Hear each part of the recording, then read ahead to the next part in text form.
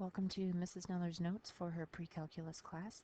These are the notes for section 12.2, day 2, entitled Arithmetic Sequences.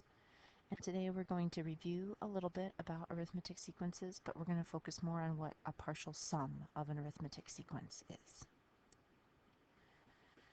Now, when we're dealing with a partial sum, that would be a situation where we'd want to find the sum of the first 100 numbers. So here we have the numbers 1, 2, 3, 4, all the way up to 100. And here's our summation notation. We're finding the sum of the numbers from 1 to 100. Okay.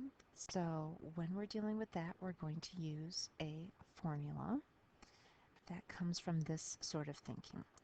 So we're going to use our arithmetic sequence here, okay, because we're going to take our first term, and then we're going to add 1 to it, and then we're going to add 1 again to get the next term, add 1 again, but then we're going to take all of those and add them up.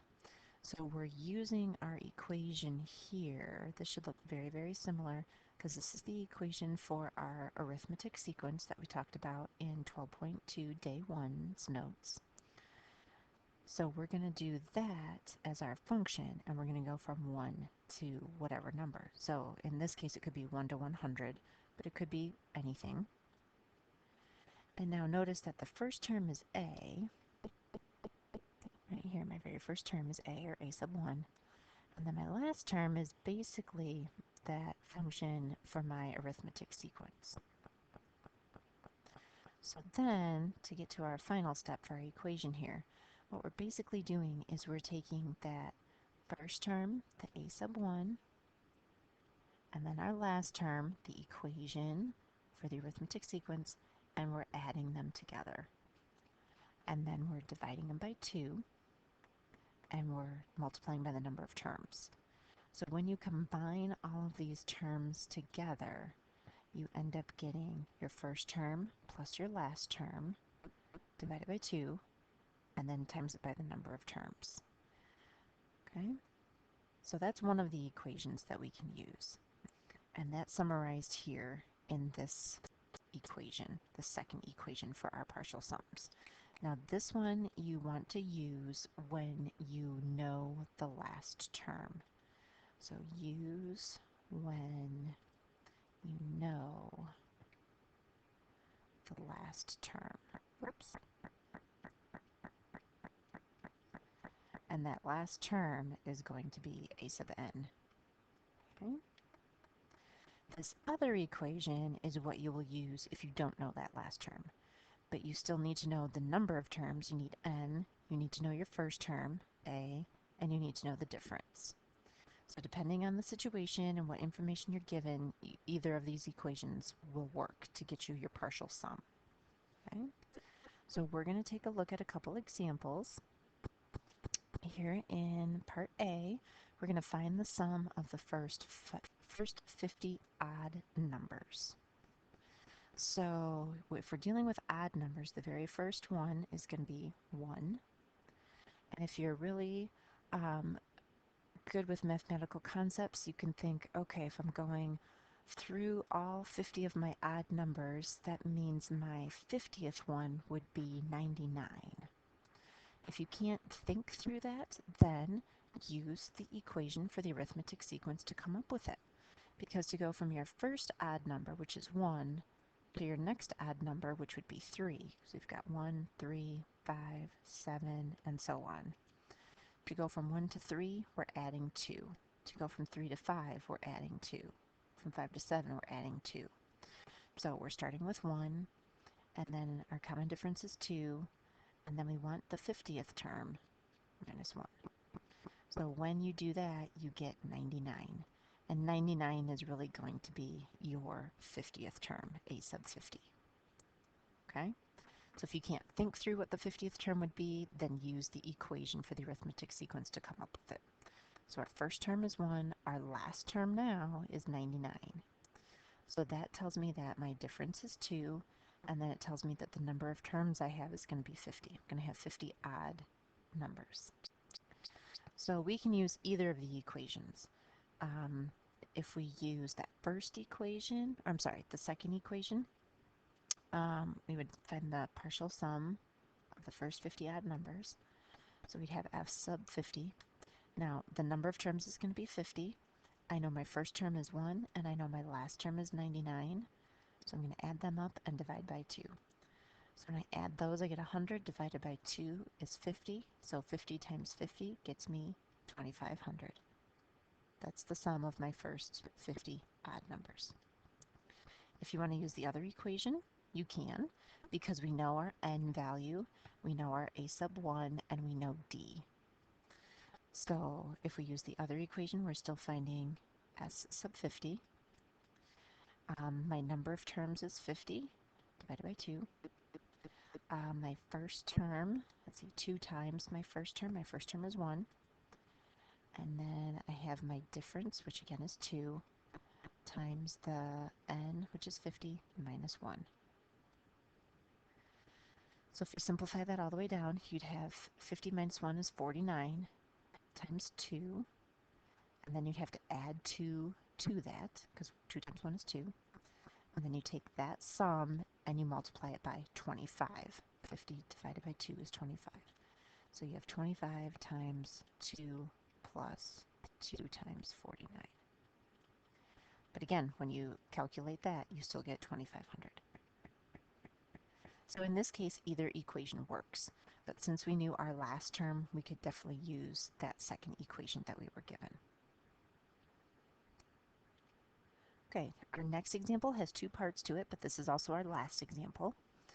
So we want to find the partial sum that satisfies each of these given conditions. So this is one condition here, and this is another one. So we've got 2 little parts to it. Okay. So for this first part of B, my first term is 3. My difference is 2.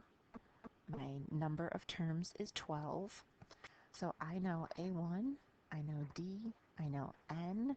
So that means I can use my very first equation for partial sums. So that means I want to use this equation here because I know N, I know A1 or A, and I know D. So it's really just plug and chug for this one. So the sum for my number of terms, or 12, my 12 terms, would be 12 divided by 2. And then it's going to be 2 times 3 because my first term is 3. And then my difference is 2. And then I've got 12 minus 1.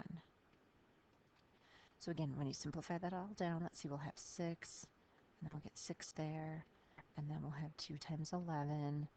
So 2 times 11, that's 22, plus 6 is 28, times 6, you get 168 altogether. Okay, now for this other example, this other part of Part B, they've got some different notation here. So when you see this in your homework, don't be thrown by this. Here we have a of 2 equals 8. That means my second term is 8. And a of 5, that means, a sub 5 is 9.5. So they're telling my second term and my fifth term. Okay?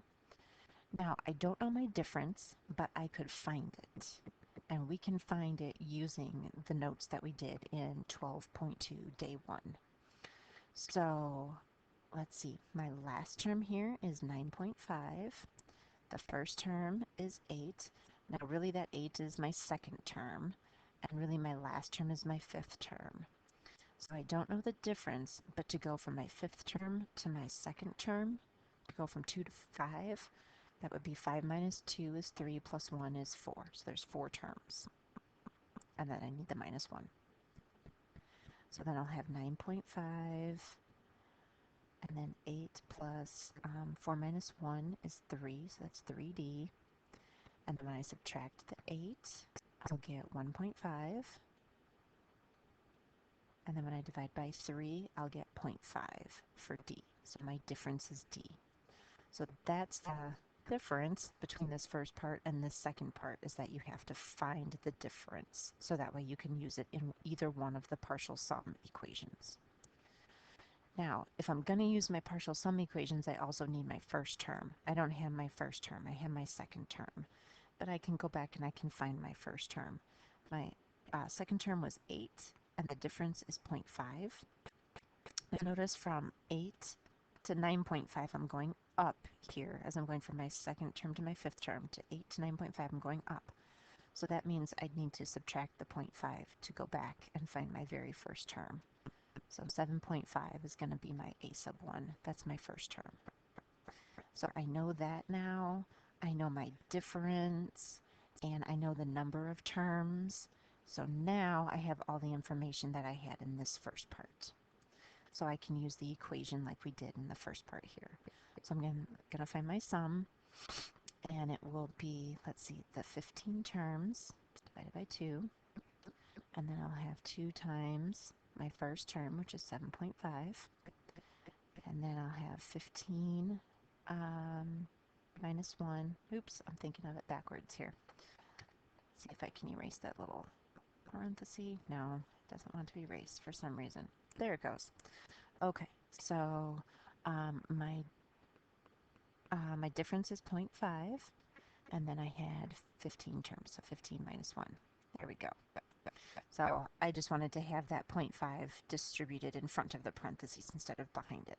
Okay, so we're going to get some decimals here. That's what makes this one annoying. We'll have 7.5, and then I'm going to have 7.5 times 2, so that's 15. And then 15 minus 1, that's 14, and half of that is 7. So then when I add those, I get 22, and then when I multiply it by 7.5, I get 165. Okay, so that's the sum of my first 15 terms when I have a sequence that starts with my second term at 8 and my fifth term at 9.5. Okay. So again, use either of these equations depending on the information that you have. When you know the last term, you can use the second equation, but usually this first equation is going to work as long as you know n and a and d. Okay, so you have to know all the pieces of information. So here's the homework to help you practice that. Definitely practice this equation. This equation should be on your formula sheet as well, but know the parts to it. So work through these problems, and if you have any questions, come on in and see me before school.